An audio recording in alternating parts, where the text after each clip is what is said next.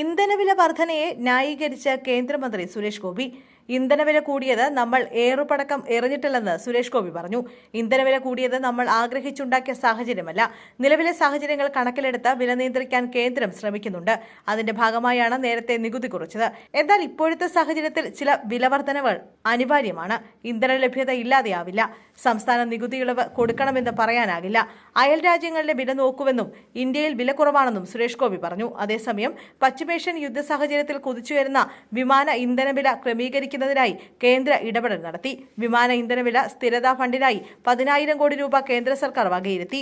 പശ്ചിമേഷ്യയിലെ സംഘർഷങ്ങളെ തുടർന്ന് വിമാന ഇന്ധനവില 2.5 മടങ്ങ് വർദ്ധിച്ച സാഹചര്യത്തിലാണ് അടിയന്തര ഇടപെടലെന്ന് കേന്ദ്ര വാർത്താവിതരണ മന്ത്രി അശ്വനി വൈഷ്ണവ് അറിയിച്ചു. 2026 മാർച്ചിൽ ലിറ്ററിന് 60.5 രൂപയായിരുന്ന നിരക്ക് മെയ് ആയപ്പോഴേക്കും 142 രൂപയായി ഉയർന്നിരുന്നു. ആഭ്യന്തര സർവീസുകൾക്കായി വിമാന ഇന്ധന നിരക്ക് ലിറ്ററിന് 75.6 രൂപയായി കേന്ദ്രം പരിമിതപ്പെടുത്തി. ആഭ്യന്തര വ്യോമയാന മേഖലയെയും വിമാനയാത്രക്കാരെയും വലിയ സാമ്പത്തിക പ്രതിസന്ധിയിൽ നിന്ന് സംരക്ഷിക്കാൻ പുതിയ തീരുമാനം സഹായിക്കും. ഇന്ധനവില വല്ലാതെ കൂടാതിരിക്കാൻ നോക്കുന്നുണ്ടെന്ന് നേരത്തെ സുരേഷ് ഗോപി പറഞ്ഞിരുന്നു.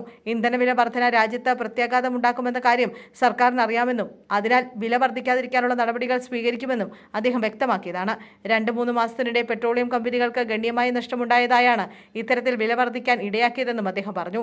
ഇത്ര ദിവസത്തിനുള്ളിൽ യുദ്ധം അവസാനിക്കുമെന്ന് ആർക്കും പറയാനാകില്ല. പരമാവധി രാജ്യങ്ങളിൽ നിന്നും പെട്രോളിയം വാങ്ങാൻ ശ്രമിക്കുന്നുണ്ട് എന്നും തീരെ ലഭ്യമാകാത്ത നടപടിയുണ്ടായാൽ അതിനുള്ള നടപടികളും സ്വീകരിക്കുമെന്നും സുരേഷ് ഗോപി വ്യക്തമാക്കിയിരുന്നു.